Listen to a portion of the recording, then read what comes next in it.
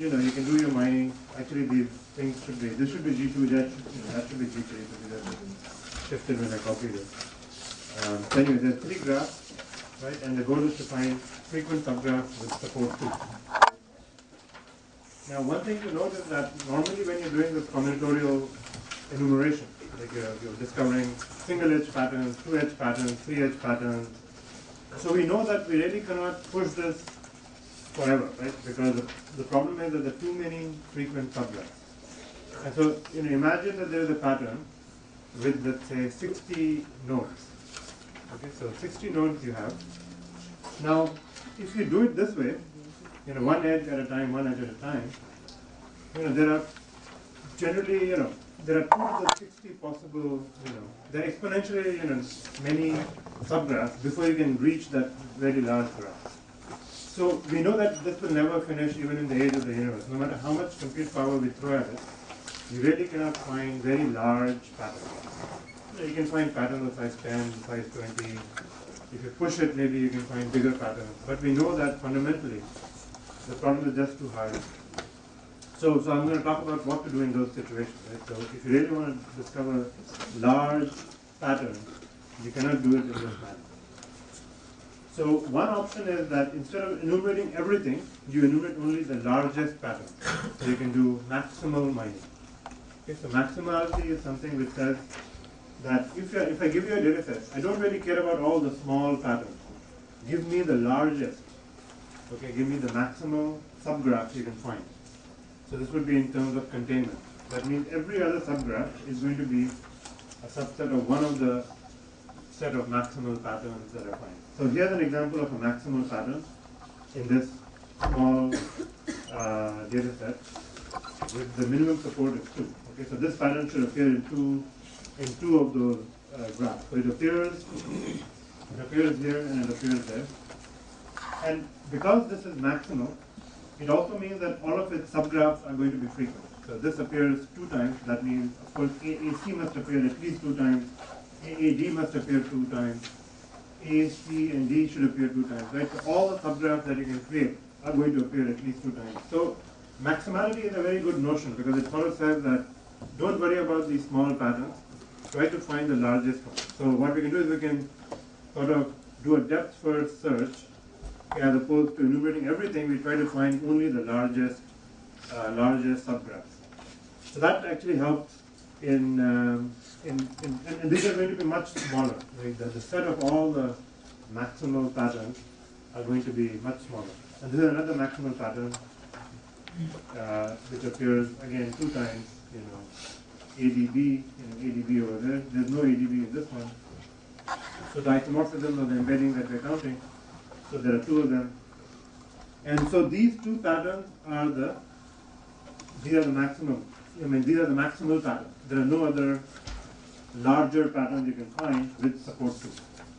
So instead of enumerating everything, I can just tell you that these are the 2 largest patterns which are frequent, and that is usually, it can be used as for many applications, that should be enough. That I can find the largest pattern. And so now actually, if you do this, it's actually possible to find a size 60 graph because you don't have to go through each and every subset of that. You can directly jump, right? So in actually 60 steps, because every time I'm adding one more edge, so assume that I have a pattern with 60 edges in it. So every time I do this, I just add one more edge. So it's actually possible to find possibly, very large patterns. But this time we only find the larger one, and we don't do all the possible things along the way. So that's one thing we can do is to do this sort of maximality-based approaches. And this is showing the same thing, when you have just one input data set, right? So this is just when you have a single input data set, then as I said, you have to change the notion of support. And this again is a maximal pattern. But this time you have to sort of enumerate, where it appears. It actually appears 6 times. There are 6 different embeddings for this one. So there's 1, 2, 3, 4, 5, and 6. So those are the, if you look at the total count is 6. So it appears 6 times. So that would be the full embedding support. And then you can do other things like I mentioned before that. Normally we change the definition. So I'm not going to go over that part. But the point is that again you can find maximal things, whether it's a single graph or a so I'm going to skip this because we did this last time. So now the other approach. So the other approach is that you can do sampling. So I just wanted to mention this as another possibility. So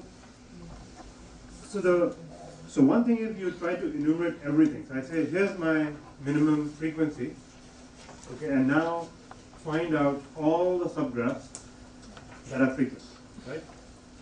Or I might say, okay, find me all the subgraphs that are maximal and they're frequent. So they're maximal frequent subgraphs, like I just mentioned. So that will shrink down. So conceptually, what we're doing is like this. So I mean, this figure may not be exactly clear, but the idea is that you can imagine that you have a database, right, of graph or a single large graph. This is the space of possible patterns you can have. Okay, so this space, before you start the mining, this space is unknown, because that's the goal of mining, is to discover. So each star is a frequent pattern, if you will. And so the point is that you want to, I want to twist this off.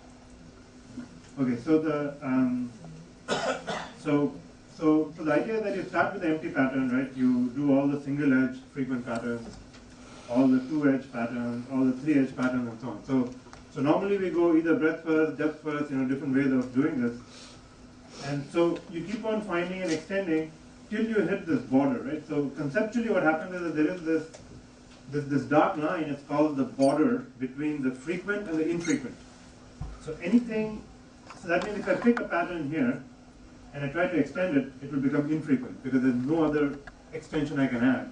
There's no other edge I can add. And if I do add one edge, then the pattern becomes infrequent. So there's always this sort of a demarcation line, or the border between the frequent and the infrequent, or the patterns that are not frequent.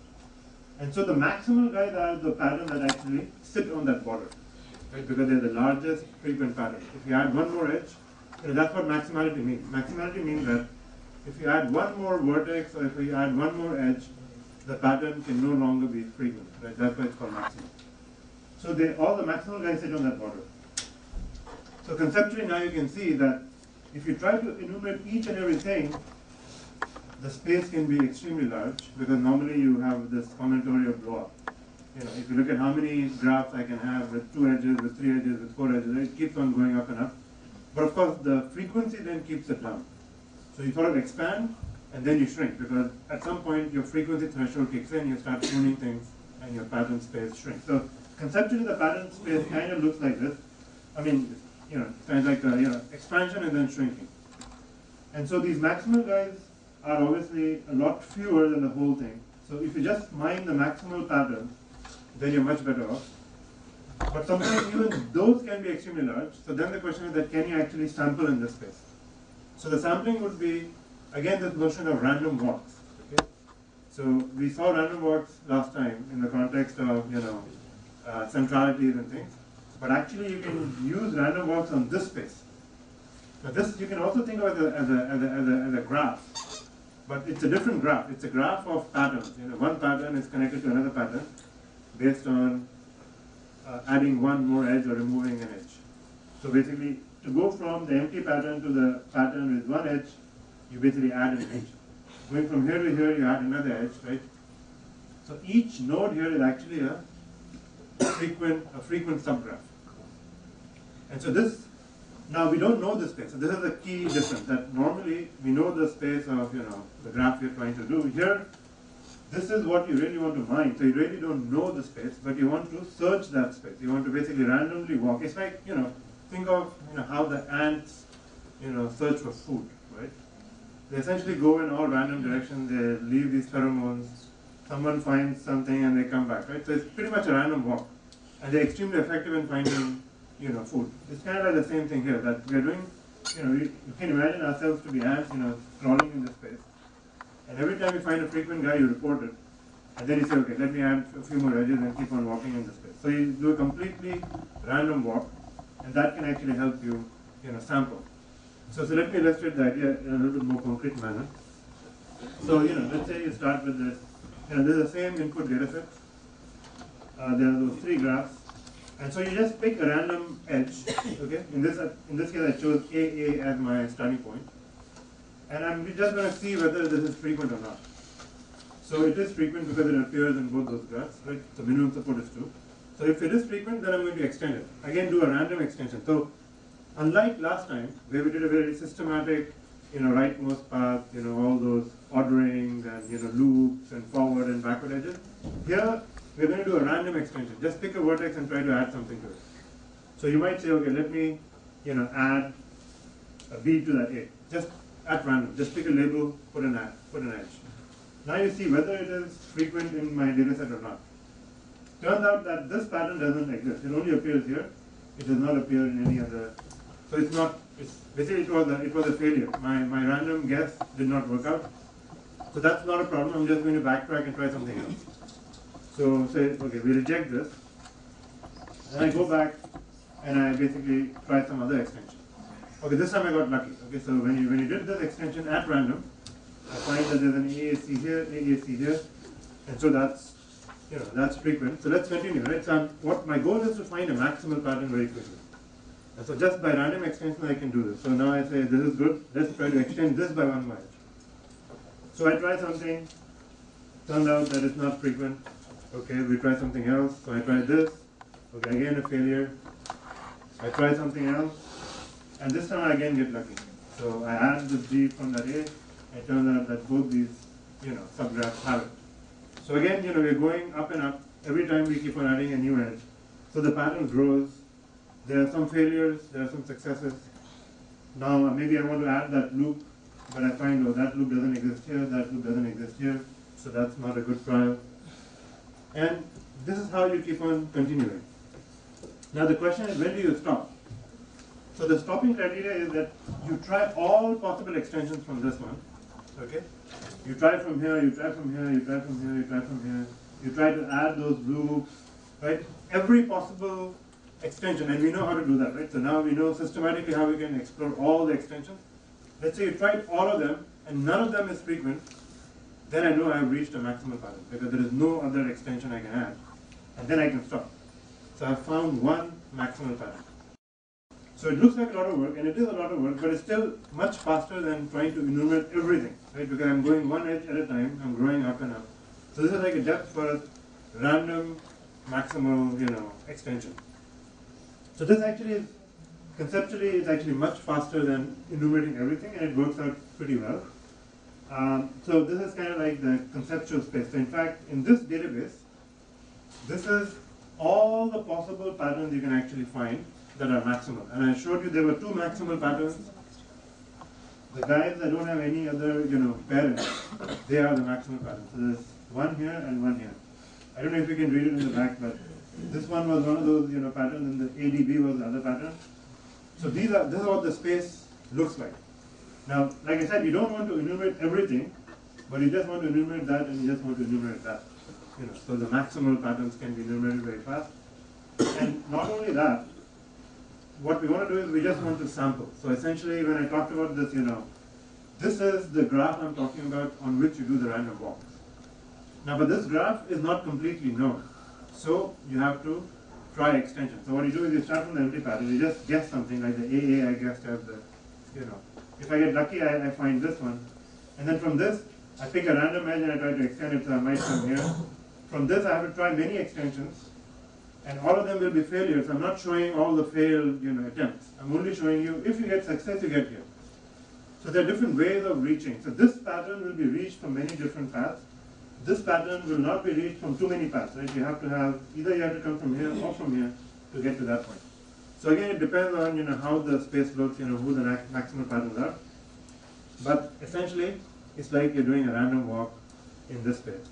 So you might find one, this would be one attempt. And there are other attempts and so on.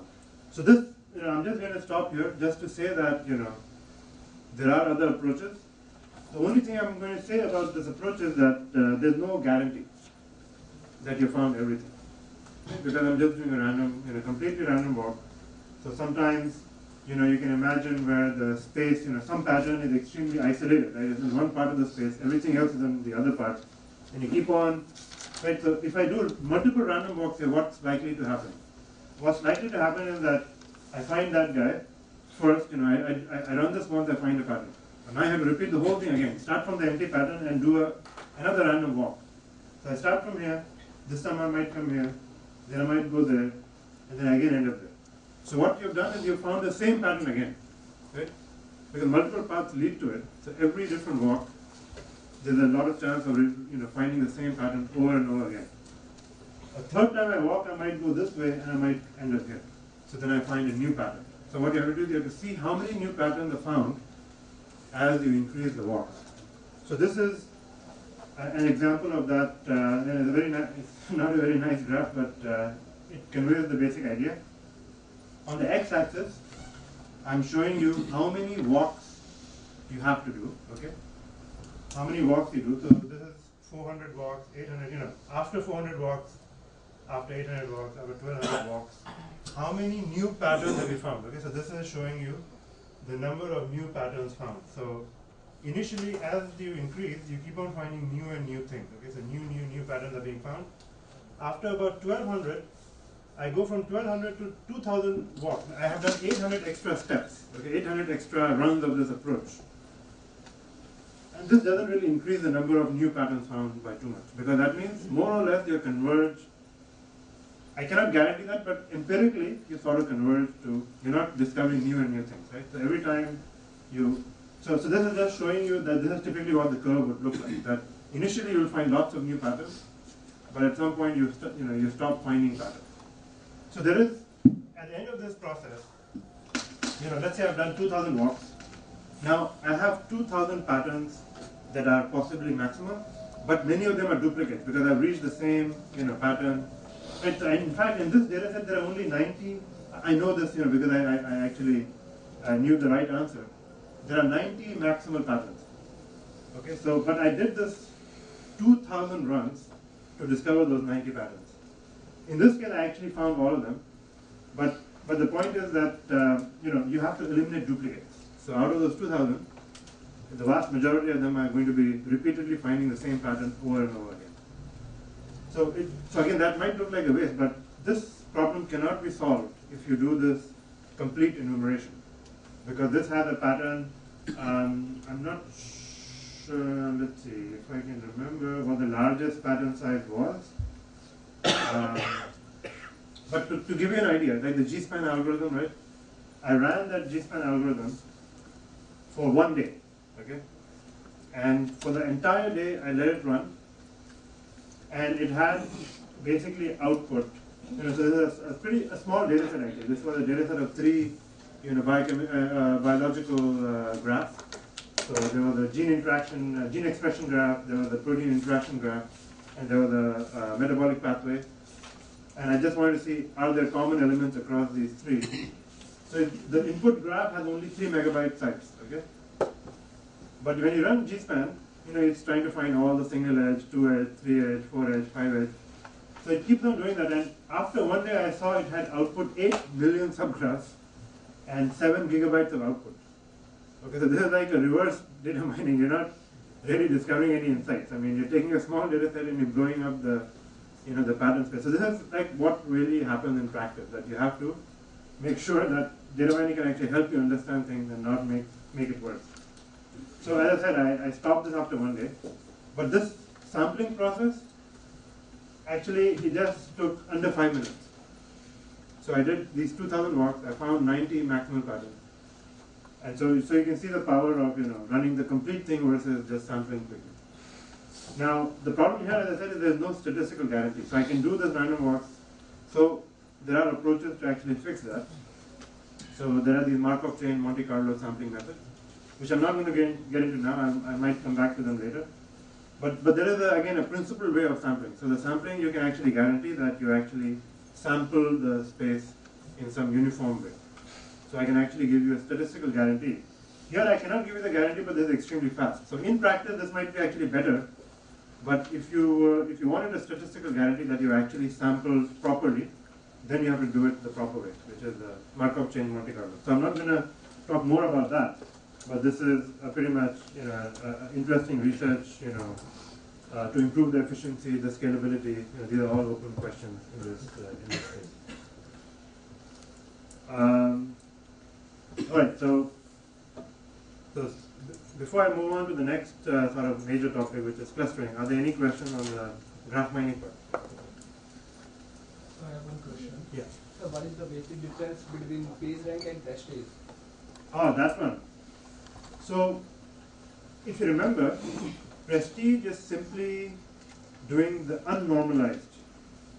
So you just take the adjacency matrix and you compute the eigenvector of that one and the values you get out of that. So the problem with prestige is that every node is contributing its prestige to everyone else it is connected to. So it's more of a conceptual difference. So what the page rank says is actually you don't have infinite resources. I cannot give you the same value to everyone, because if I'm connected to 1,000 people, should my prestige be given to all 1,000 of them, right? It's like I have, it's like my prestige was 1,000, right? So what PageRank says is no, divide that value by 1,000, and then give each one of them 1/1,000 of your prestige, right? So that's one conceptual difference. So it's sort of more suited for the web and those kinds of where you have this power law type of behaviors. In a small network, it doesn't really matter whether you do prestige or PageRank. But when you have these hub nodes and things, there will be a remarkable difference in the output. So because now you have a finite resource, you can only divide it equally. So that's one key difference. You don't need to normalize in case of prestige. Yeah, you don't normalize. You don't normalize. But I calculated yesterday on graph prestige, but I'm just getting increasing. It was not converting to a dominant eigenvector. Ah, okay. Yeah, because I skipped one step. So what you have to do is actually, and this I should have mentioned last time. When you do any kind of page rank computation, right, and you keep on repeatedly multiplying, the values will keep on increasing. So what you do is you have to normalize after every step. So normally what you should do is after you do the multiplication, you take that vector and you make it a unit vector. Okay, divide by, or you can just divide by the maximum value. But ultimately you're going to make it a unit vector. So take the magnitude of that vector and divide by that. And so that way you keep it controlled. So that will converge to the dominant. Sir, in its algorithm there are hubs and authorities. So suppose I have a graph. Initially, how I will decide that this particular node is hub and this particular node is authority? You don't decide that. So that comes out of the algorithm, right? So you're computing two scores. Yes. So initially the scores will be 1 for everyone. So you have an authority score of 1, a hub score of 1, or 1 over the size of the network, and then you run that hits algorithm. Now what the hits algorithm will do is it will actually ultimately give a score to every node. You'll get a hub score and an authority score. So now you can pick up actually. Now you can just say, you can pick a threshold. You can say any node with an authority score above a certain value is an authority. Any node with a hub score above a threshold is a hub score. Is a hub node. And then you can see if there is a bipartite-like structure. But the point is just to find these scores. Which score is a better authority? Which web page is a better hub? So you can just do a quick analysis and find out, which of those nodes are. So you don't need to know them before. So one question. So what property of normalization makes a matrix to converge? What property? What's the main thing about normalization? Sorry, because I'm not able to understand. Why do you have to normalize it? Oh, no. So yes. So for the PageRank type of algorithm, I can take any matrix, right? And I can compute the dominant eigenvector. That it will still converge. Okay. The only condition really on convergence is what is known as a spectral gap. Okay. The spectral gap is essentially the magnitude of the largest eigenvector, right? And so if this is dominant, right? So that's why it's called the dominant eigenvector. So if your eigenvalue is larger than everyone else, you are going to converge. It's only when the eigenvalues are kind of close to each other, that's where conversion gets to be a problem. But this happens very, very rarely. So you can always create a pathological case and say, okay, on this graph, you're going to have a problem. But for vast majority of the cases, convergence happens rather quickly. And now, so that's about convergence. So it's nothing to do with normalization. Whether or not you normalize is not the point. It's basically the spectral gap. What is the magnitude of the largest eigenvalue? Now, for the page rank, what you're doing is you are normalizing it, and by normalizing it, you're making it into a Markov matrix. So the prestige doesn't have that assumption. So this is a Markovian assumption that you have a probability of transitioning from one node to another node to another node, and then you just do this one step walk, two step walk, three step walk. So if you are thinking in terms of random walks, then you have to normalize it, otherwise it doesn't make sense. That means every resulting vector will always be a probability vector. So that's the point about normalization, that it becomes a transition matrix of what is called as a Markov chain. That is, this chain where you just need to know the previous state, you're in a current state and you can jump to another state, and that's all we need to know. Does that make sense? So partly. Any other? Okay. Sir, actually, we were running this program PageRank algorithm and this prestige. So what we found that if the matrix is not normalized at all, it won't converge. So the basic difference, what we found that the basic difference is between PageRank and this prestige is a normalization. No, I think that might be the question that he asked, which is that if you actually, after you, in the prestige score, right, you have a matrix, you do the multiplication, okay? So the adjacency matrix times the prestige vector, A times P. After you do that, you get a new vector, right? Now this vector, scale it, okay? Divide by the magnitude of the vector. Once you make it a unit vector, it will converge. Yeah. Random walk mathematical formula that we use, what I think is we constantly look at a random edge. Random walk. Yeah, randomly pick an edge. Now, in each of the graphs, I do a depth curve search to find out that edge. Sure, yeah. That's what I do. Yeah. Now, but that edge may be present somewhere else in the graph also. So do just one search. I find out the first edge probably. Okay, fine. First edge. Yeah. Okay. Next time I increase that pattern, I expand that pattern. Now again I do a depth of search. Every time I have from the same edge. No, what you should do is, we didn't really talk about the matching part. But technically what you should do is you should probably maintain a list of embeddings. So the first time I pick a random edge, let's say the AA edge, what I should do is I should go back to my database, and I should probably enumerate all the embeddings, and I just store it. So because you've got it, you have to do the work anyway again later on. So I might as well do it to begin with. So that would require only a depth curve or vector curve only one step in that case. It's a little bit more involved than that, because what you have to do is, so you pick this, so like you said, so basically start with the AA, and okay, we have, basically 4 embeddings in this case. AA, because it's AA, it can be one way or the other way. So we keep all 4, and we store it somewhere. Now when I extend it, I can go back to those embeddings and see, okay, is there an extension from those? So you have to look at the neighborhood of the embedding you already have, and see whether there's a B in that neighborhood.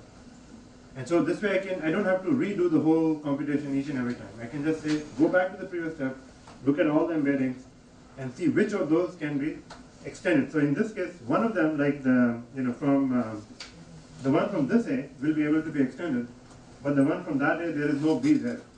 So now you'll find only one embedding, and that will be the one. And here you try to do the same thing. You say, okay, if this is the first A and this is the second A, and I'm looking for, this is the first A, second A, B. Is there a B here? No. And if this is the first and that's the second, then that's A, A, B. There's no B there. So there are no extensions. So the idea is you go back to the list of embeddings, and this way we can avoid doing the computation over and over again. But you do have to maintain the state. Now, and that's actually a very good point, because when you find the embeddings of an edge in a graph, or embedding of a pattern, there can be many of them, right? So there is a penalty to be paid. That is, you have to have a huge amount of storage. So there are methods like GSpan, actually, it does not store the embeddings. It does exactly what you said, actually. Every time, it will go back to each graph and try to find a match. So that would be very frequent and having to maintain all. Yeah, all of them might be a space complexity problem, right? So if you cannot store, then you forget. You just say, I'm just going to go back. Each time I'm going to redo the whole thing over and over again. So this is a classic computation versus memory, storage trade-off. It's a very good point, actually. Any other questions? All right then. So now we move on to the sort of the next topic. So after doing the structure, the pattern mining, now we come to clustering.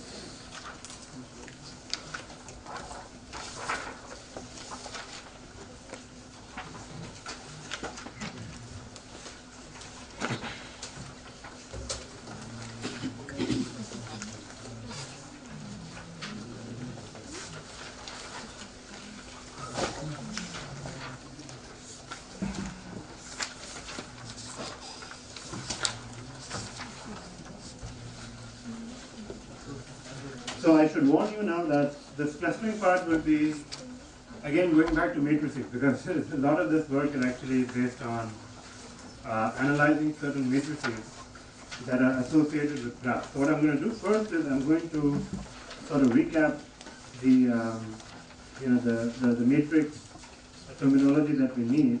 So it was good that we did PageRank yesterday, because this is going to be, or rather eigenvector, eigenvalues, because you'll see that the same concepts are going to come up again in the concept, or in when you want to cluster things. So what is the clustering problem? So the clustering problem in a graph is, and we thought of, for the time being, I'm going to ignore the labels again. So this is purely a structural clustering algorithm. If you want to throw in labels, then you have to add other tricks to the whole set of tools that we have. So the idea is that you're given a graph, so there's a graph like this, maybe connected to something.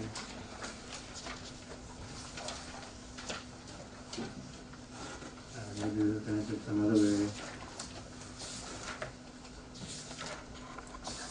So, you're given some graph. And right now, as I said, we will not worry about the labels of the nodes. Only the structure is what we're going to look at. So I say, look at this graph and find me some clusters. Okay, so find out the groupings. I mean, the way I've drawn this is pretty obvious, but if I just give you the graph, it may not be clear what the clusters should be. Right? Now, clustering is one of those things where you're trying to find groups, right? And to define groups, you have to define the group affinity, like what makes a group a group. So in other words, we need some notion of similarity. Or in the reverse, it would be some notion of a distance between points, or in this case, distance between the nodes of the graph.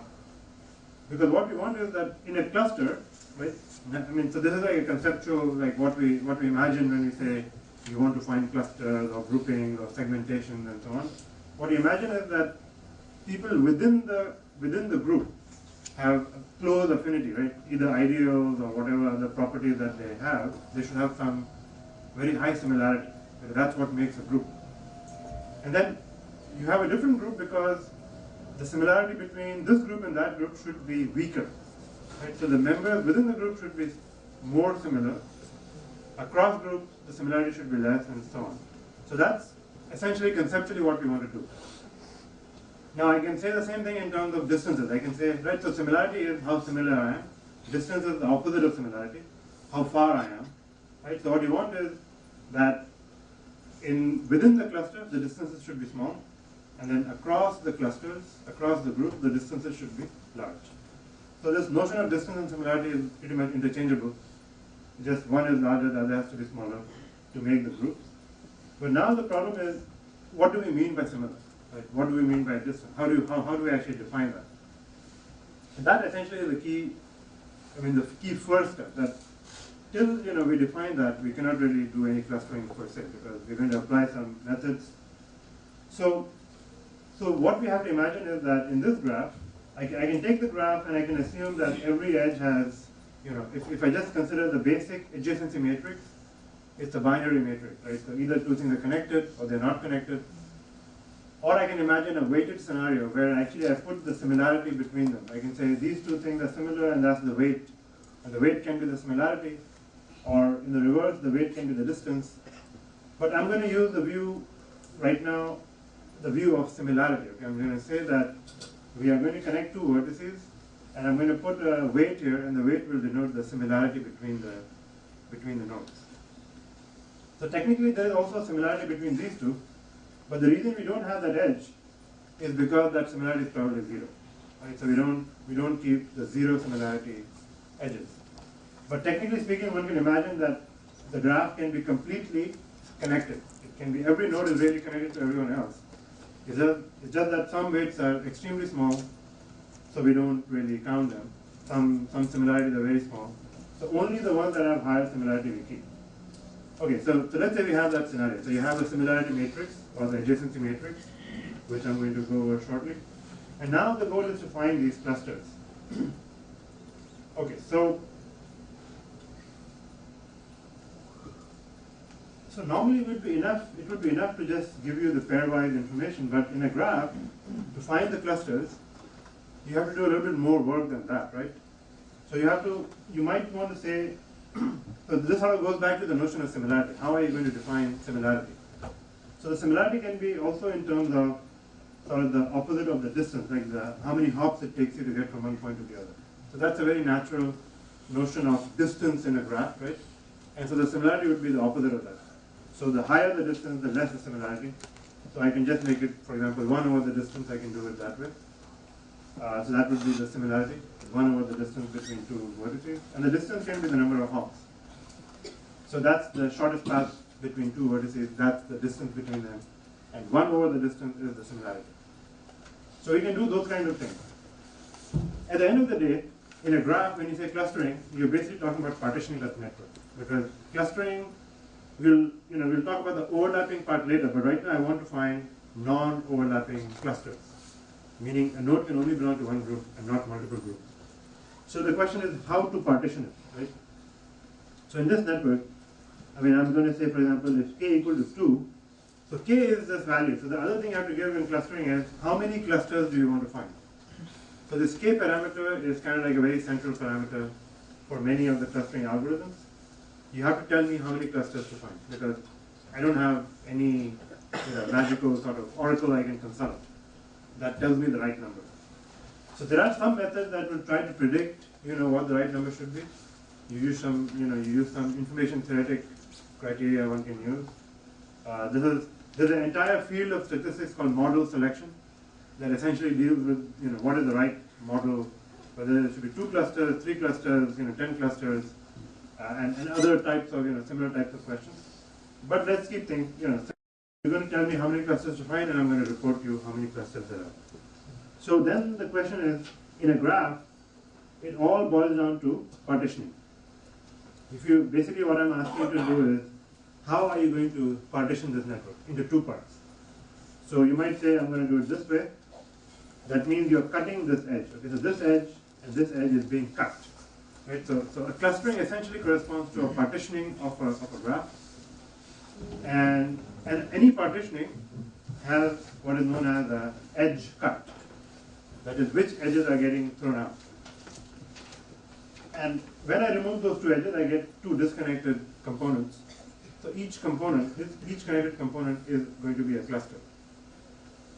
So it could have been this way, or I could have done it the other way. That would have been the second possibility, would be to cut it this way. And basically it's a question of what is the fate of this node, right? Does it belong to this cluster, or does it belong to that cluster? Maybe you say actually it probably should belong to both of them, right? But then that would be an overlapping clustering. So if you're doing straight out partitioning, this node has to be put into one or the other. And that would probably depend on the strength of the connections, right? So is it more strongly connected to that, or is this more strongly connected to that? That would decide which way that node might go. So basically clustering and basically partitioning are more or less equivalent when you talk about graphs. That is, you have to partition the network, you have to cut some edges. Now, what is the goal of partitioning? Again, you want to minimize, so this is the classic sort of graph partitioning approach, where you just say minimize the edge cut. Okay, so this is a very classic notion of minimum cuts and things. So the idea is that you could think of graph mining in that sense, that sort of graph clustering in that sense, that I'm going to do a edge cut and try to minimize the weights on those edges. and that will give me the partitioning into the two parts. But there's a little bit more going on than that, because you also have to respect the size, right? So because if you say I want to have two clusters, maybe the simplest thing for you to do is to actually just do this, right? So you just cut these two edges, and all of those can belong to one, So if you do a thing like a minimum cut type of an idea, it generally does not work, because it'll always try to pick, one very small, portion that the rest of the graph will be on the other side. So it's not just that you have to do it into two parts or three parts, depending on what K is. K can be 10-way partitioning. You also have to have a balance condition that whenever you're doing cutting, make sure that the two sides are kind of like on the same scale in terms of the size of the clusters.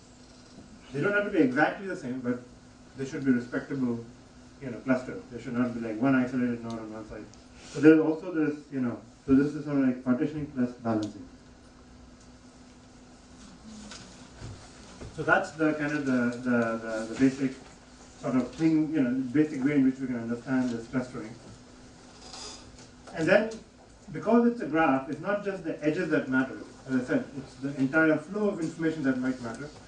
So we also want to look at the neighborhoods and the connectivities and the clustering, right? So in a graph, you can do things 1 hop away, 2 hop away, 3 hop away, and we want to use all that information also. So in a minimum cut-like scenario, you pretty much just choose you just want to minimize the weight of the cut. But as I said, you want to do balancing. You also want to do other ideas like you can use ideas like betweenness and other things. So we'll see examples of those. That there are lots and lots of ways of actually clustering. As long as we keep the basic idea intact, that we want to have this sort of tightly connected and also highly weighted. In terms of similarity, the weights should be extremely. They should be highly similar. So the weights here should be high.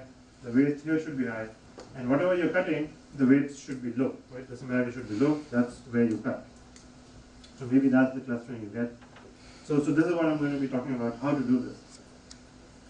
So now, so this is the basic task, that you want to find clusters, and we're going to start with sort of like this. So I'm going to sort of flip between the matrix view and the graph view.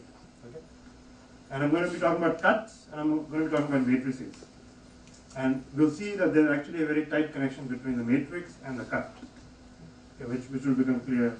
So what I'm going to do first is actually take a step back, not worry about clustering for the time being, just talk about what are some of the other important matrices that we can use to represent graphs. So we already saw one matrix. In fact, we've seen two matrices yesterday. One was the adjacency matrix, the other was the degree matrix.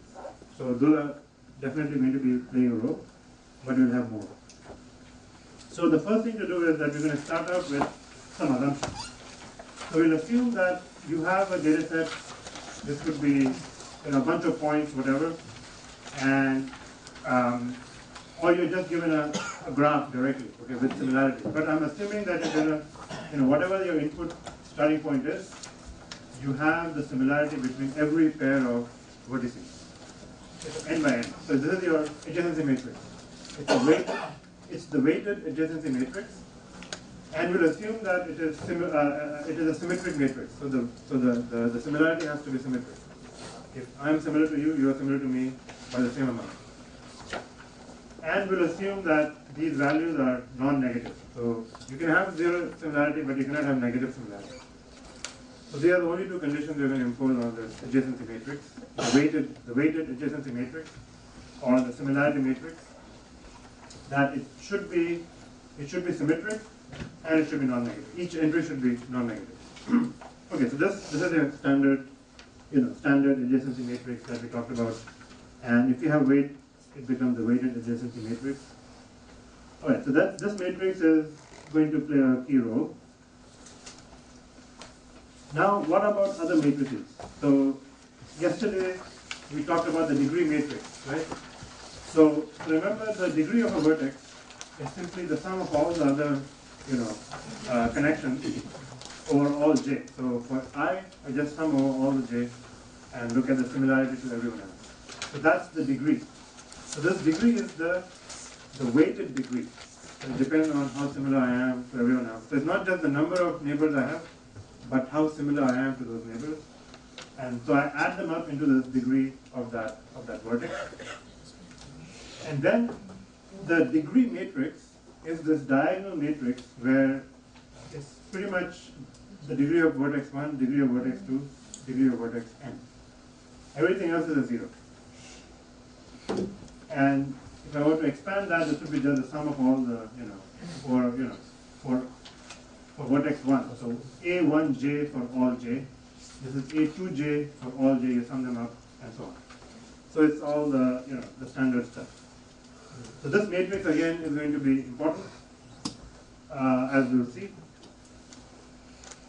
So we saw this last time, when we were trying to do the normalization, and this is where the normalization showed up. So the transition matrix now, right? The Markov matrix, the probability, stochastic matrix, these are all interchangeable terms. When I say, the one-step transition matrix, the Markov matrix, or the normalized adjacency matrix, they're all pretty much referring to the same concept. Now, forget this for a minute, right? Essentially, there's the first row is divided by the degree of vertex 1, the second row by the degree of vertex 2, and the last row by the degree of vertex n. So this operation, like I said last time, can be written very compactly in matrix notation as the inverse of the degree matrix times the adjacency matrix. Because the operation on the left basically does row operations. So if you multiply anything on a vector on the left, it will divide, it will basically manipulate the rows. And of course, it is the inverse of the degree, so that has the effect of dividing by the degree. So it's 1 over, So the inverse, I should mention it here, is that the inverse of the degree matrix is actually defined as 1 over d1, 0, 0, and so on, 1 over d2, and so on and so forth, 1 over dn. So it's basically every vertex, right, 1 over the degree. So that's going to be a diagonal matrix just like this one, except that it's 1 over all those entries. So because it's a diagonal matrix, computing the inverse is straightforward. If you are not a diagonal matrix, computing the inverse is not so easy. You have to do much more work to get the inverse of the matrix. So this is how we can compute the inverse of that matrix, and that inverse is multiplied by A to get this normalized matrix. Okay, so we did this yesterday for the page rank. So this is exactly the same transition matrix. Now, what do we know about this matrix? So just to make it clear, adjacency matrix was symmetric because we started out with an assumption. It was non-negative. This matrix is no longer symmetric because, right, I've taken the first row and divided by d1, second row by d2. So already you can see that this entry and this entry are not the same. In one case it's divided by d1, in another case it's divided by d2. Because we're just doing row manipulation. So this matrix is not a symmetric matrix, which is important to keep in mind. But we do know something about this. We know that every row will sum up to 1. Right? Just look at all the, if I add this up, this is A11, A12, A1n. That's actually the degree of the first vertex. So that's exactly what we want. This now becomes the probability of jumping from 1 to 1, the probability of jumping from 1 to 2, and so on. So this is why it's the transition matrix. Okay? So this is now a fraction. What is the probability that you remain? So the diagonal entries tell us the probability that you remain in the same vertex, and every other transition tells you how can I go from 1 to 2, 1 to n. This is the other way around. How can I go from 2 to 1? So that probability is now different. Jumping from 2 to 1 is different from jumping from 1 to 2. So it's no longer a symmetric matrix. So isolated node cases Isolated nodes, that's always an issue. One option is that you just throw them away because they have no role to play in the clustering. Like if you're just doing a structural clustering, if they're isolated, then they're of no value. So they're noise. The way PageRank, in PageRank what they do is they assume this random, structure that you can actually jump from any node to any other node. So you assume a complete, that node is really connected to everyone else. But with a very small, so it can jump to anyone with equal probability. like it has an extremely high degree. But yeah, I mean those are practical. When you want to implement these things, yeah, those things come and you have to account for that. So the other thing is that if you look at this Markov matrix, and this is something that you can just study conceptually what happens, we'll be interested in looking at the eigenvectors, like the page rank is an eigen, the dominant eigenvector matrix, right, for the transpose. So because each row of M sums up to 1, one can show that actually the largest eigenvalue for this matrix is going to be 1. This is the maximum value you can have. Every other eigenvalue is going to be less than 1. So this is one thing that is a basic property of a transition matrix. And one can prove this, okay? So one can show that, now because this matrix is not symmetric, you can have eigenvalues which are negative, okay? So that can happen. So eigenvalues can be negative, but the absolute value, it cannot exceed 1. So 1 is still the absolute value, meaning it can be negative 1 or positive 1, but in terms of absolute value, the largest absolute value is still going to be 1. So this is just a mathematical property, one can prove it. And there are some other things, but we'll come back to this because we're going to be talking about how to use this matrix for clustering. So normalized adjacency matrix plays a very important role. What about some other matrices? Now we come to really something we haven't seen before. So this is just an example of the adjacency matrix for that graph, the degree matrix for that graph. And you can see the degrees are laid out in that manner. Vertex 4 has degree 4. Right? So vertex 4 has degree 4. And then you can compute the the Markov matrix looks like this. And then I'm showing you what the eigenvalues are. Okay, so lambda 1 is the largest eigenvalue, is 1. Lambda 2 is, so remember we sort the eigenvalues always from larger to smaller. And so this is lambda 2, lambda 3, lambda 4 is negative, lambda 5, lambda 6, lambda 7. So the sort of the smallest in terms of the value is -7, but in terms of magnitude, the smallest is 0.045 in terms of the absolute value. So this is, I'm not showing the eigenvectors here. We'll get, but just to understand that we'll be talking about these eigenvectors and eigenvalues. So these are all of them. So it's not just the dominant one. We're looking at all the eigenvalues, all the eigenvectors. Okay, now we come to a very, very, very important matrix. It's called the Laplacian. This is sort of like a fundamental, matrix because it's a very nice matrix. Okay, it's a very nice matrix in the following sense. First of all, let me define it and then I'll talk about the properties of this matrix. So this matrix is defined to be the degree matrix times the, minus the adjacency matrix. Okay, so delta minus A, or D, or delta minus A, degree matrix minus the adjacency matrix. So that's your degree matrix, that's your adjacency matrix. You subtract them out and what do you get? So you get the diagonal entries. They have everything in the degree except for what you subtracted out. You subtracted out the self probability. Okay, so this is the sum of the probability of jumping from one to everyone else other than yourself. Okay, that's this one. All right, and everything else is a negative entry, right? Because there's a 0 here, so there's a diagonal matrix, so you get minus that, and so on. Now, this matrix is a symmetric matrix. Why? Because A is symmetric, delta is symmetric, because the diagonal matrices are symmetric by definition. So when you subtract the symmetric matrices, you actually get a symmetric matrix. You don't change the nature of the matrix. So that's one good thing. So one property we have is that it is a symmetric matrix. And of course, many matrices are similar, so that's not the really interesting property. But this has a really, really important property, and this property is the positive semi-definite nature of the matrix. So let me explain what that means, positive semi-definite, because that's a key idea. So let me define what that means mathematically, then we worry about the consequences of that. So pick any matrix. Okay, so I'm going to say X is n by n matrix.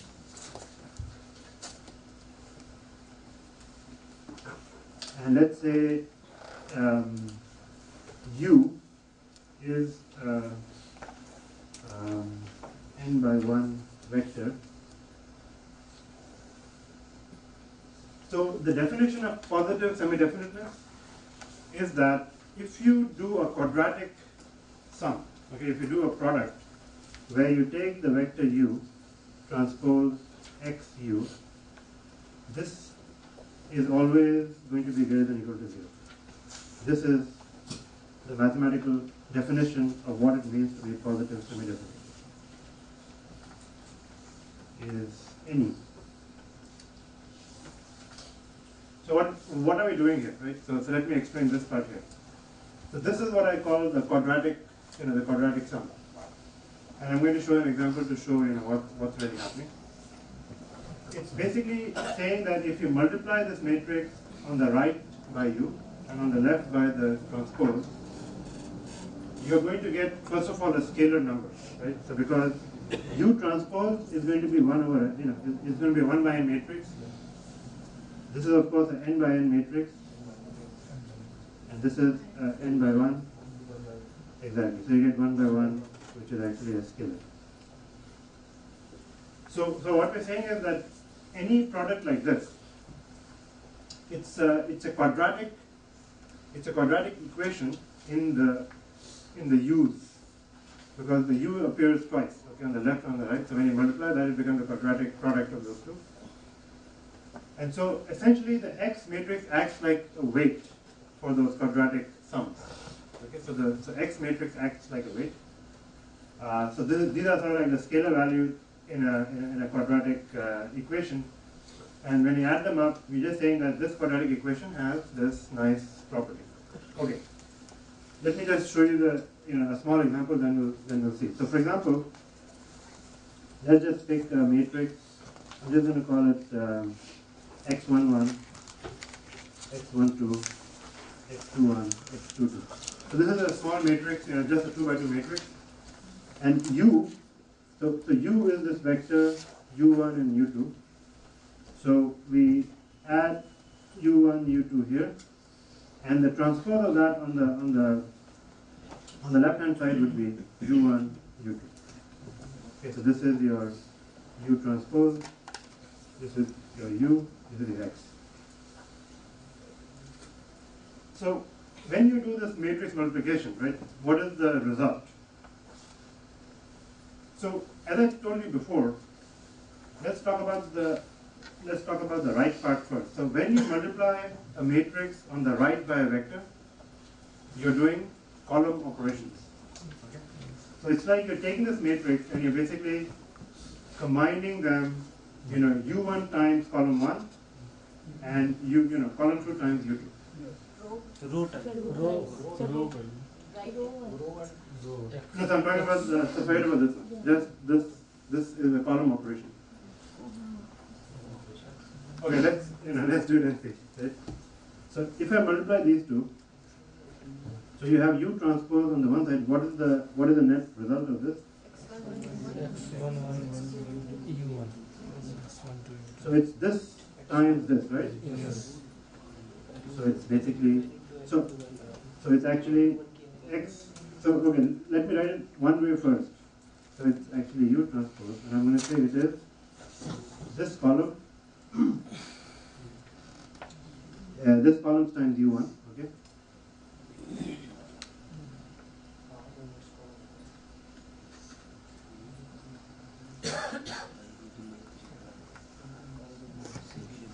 That will be the result.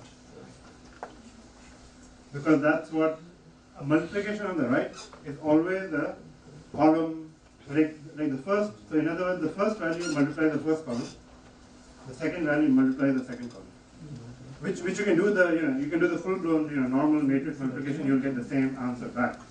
So what this looks like is obviously so this is u transpose x11 u1 plus x12 u2, right? x21 u1 plus 2, 2, 2. Is that correct? Okay, sir. Right? So essentially I just did it this way just to sort of emphasize the fact that operation on the right are column multiplications. I mean, you're combining, it's basically, think of it this way, it's a linear combination, okay, of the columns by these weights. So that's exactly what I did. I did a linear combination of the columns using those as weights. The U1 and the U2 are the weights. So which you could have just done it normally. You could just said, multiply this by this, x11 times U1, x12 times U2, that's the first entry. x21 times U1, x22 times U2, that's the second entry. So the net effect is the same, but this is just a different way of sort of showing it. Okay, so that's that. Anyway, so when you multiply this out, what do you get? So now let's put this vector back here. There is U1, U2 here, right? So when I multiply this whole thing out, finally I'll get a quadratic sum. So it will be, now this is, this is just, the U1 will multiply the first row, U2 will multiply the second row. So you're going to get U1, x11, U1, plus U1, x12, U2, plus U2, x21, U1, plus U2, x22, U2. So this is what I was saying. It's a quadratic equation in the U. Okay, so the x's are just adding they're acting like the scalar value. So you're taking the entries of x, and it's a quadratic sum. So it's U1 squared times x11, U1 times U2 times x12, and like that. So it's a quadratic equation in the U variables. So anyway, this quadratic sum being greater than or equal to 0, it has to do with the curvature. So if you were to plot this quadratic equation, it becomes a parabola. Okay? And positive summation definition basically says that the parameter is basically greater than or equal to 0. It always remains above the 0 value. Okay? So all that is fine, but what does it have to do with the property that we want to study? The consequence of this property, the fact that it's positive sum definite, it has very, very nice properties, which is your eigenvalues are all also non-negative. So you cannot have any negative eigenvalue. And the fact that it is a symmetric matrix will mean that you have only real values. So every value, because normally when you take a matrix and you do the eigenvalues, you can have complex values that can come up. Okay, so numbers don't have to be real. Even if your input matrix is real, the eigenvalues can be complex numbers. And complex numbers are hard to interpret. But in this case, we can show that all the lambdas, so the consequence of this is that i's are greater than or equal to 0, and they are going to be, of course, also real numbers. So that was sort of an aside on this notion of positive semi-definite. So what you can do now is that this Laplacian matrix, it is going to have non-negative. That means I know now for a fact that lambda 1 is greater than lambda 2 is greater than lambda n, and the smallest value can be 0, but it cannot be lower than that. Okay, and we also, one more thing, the rank. So if you look at each row and you add them up, each row adds up to a 0. Okay, that's another way of saying that the rows and the columns are linearly dependent. So if you take a bunch of vectors and you add them up and you get the 0 vector, that means there is at least one vector that you can throw away from that. It's not completely a set of linearly independent vectors. So that means the rank. So remember I had mentioned this last time, that the rank of n by n matrix can be at most m, but if let's say 2 rows are the same, then the rank has to be at least 1 less than n. In this case, we can guarantee that at least one of them, because the smallest value is going to be 0, because everything adds up to 0. That means if you look at that equation, L times lambda equal to L times u equal to lambda u. So at least one of the values has to be a 0. One can show that. So we can say the rank is at most n minus 1. Anyway, so this is, again, I'll come back to this when the main point here is that the eigenvalues are all non-negative and they are real. Okay, so that's that. So here's an example. for the previous thing, this is what the Laplacian matrix looks like. And if you compute the eigenvalues, you get this set of numbers. So the largest one is 5.6, 4.6, and so on. And the last one, because it's a 7 by 7 matrix, the last one will always be 0. There can be more zeros, but there is at least one 0. Okay? How are you doing with that? Can you take a break?